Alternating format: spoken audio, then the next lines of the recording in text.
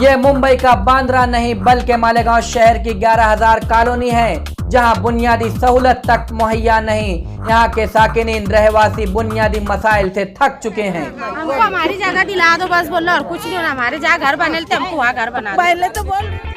Opposition leader शान-ए-हिंद निहाल अहमद ने इस इलाके का हंगामी दौरा किया, अवाम के मसाइल सुने और बताया अपना आक्रोश।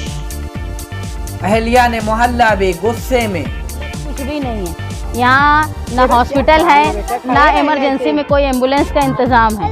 यहाँ लोग बिल्कुल भेड़ बकरी की तरह जो है फेंक दिया गया है। क्या करेंगे रात देर रात का ना धंधा है, कुछ नहीं। हर चीज को पैसे लगे तो गाँव का मुंह दिखता, पैसे नहीं रहे तो यही पड़े रहो। फिर कभी कभी 1 रुपया नहीं रहता, तो जब तक कि यही मारना हमने।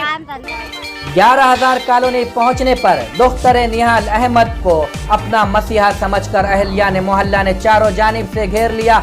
आप तस्वीर में देख सकते हैं किस तरीके से नौजवान, बुजुर्ग, बच्चे और माँ बहनें उन्हें अपने मसाइल से आगाह करते हुए और अपने हालात बताते हुए।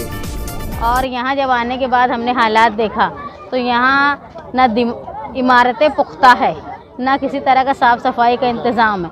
यहाँ तक कि बैतुल खला का जो पानी है वो जो सेफ्टी टैंक होता है उसमें भर के ओवरफ्लो होता है। और ये इलाका इंसानों से तो आबाद है, लेकिन हंसती खेलती जिंदगी से वीरान है। चारों जानिब मसाइल का अंबार है।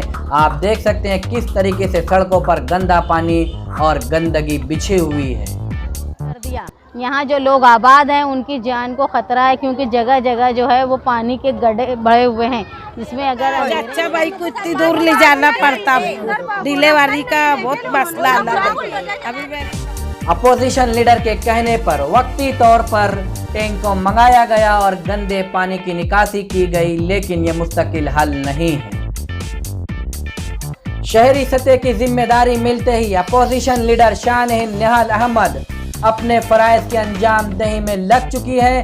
इस मौके पर कॉलोनी का दौरा करने के बाद क्या कहा अपोजिशन लीडर शान-ए-हिंद ने, आइए सुनते हैं उन्हीं की ज़बानी।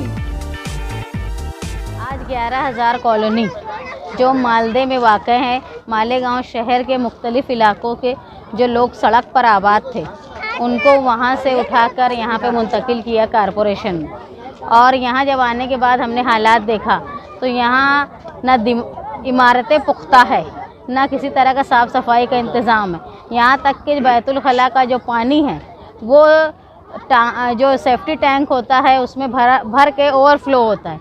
और पाइप्स जो हैं वो सब ब्लॉक है। ये अधूरा काम जो है वो ठेकेदार ने किया और कॉरपोरेशन ने उनका कंप्लीशन किए बिना लोगों को यहाँ मुंतकिल कर दिया। यहाँ जो लोग आबाद हैं उनकी जान को ख़तरा है, क्योंकि जगह जगह जो है वो पानी के गड्ढे भरे हुए हैं, जिसमें अगर अंधेरे में या किसी वजह से कोई बच्चा या बड़ा गिर जाएगा तो इतना गहरे गड्ढे हैं कि उससे जब तक लाश फूल नहीं जाएगी समझ में नहीं आएगा लोगों को। यहाँ ऐसे बुनियादी सहूलत कुछ भी नहीं है।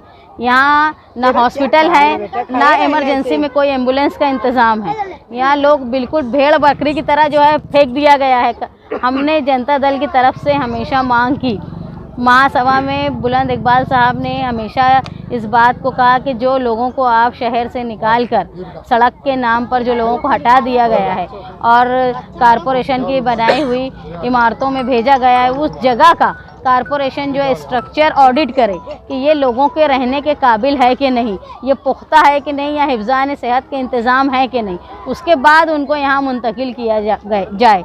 लेकिन ये सारी बातों को नज़रअंदाज करके कारपोरेशन ने लोगों को यहाँ पर शहर से दूर फेंक दिया है और उनकी हिफ्ज़ान सेहत और उनकी ज़िंदगी और यहाँ अमन का इंतज़ाम हो, ऐसा कोई इंतज़ाम उन्होंने नहीं किया।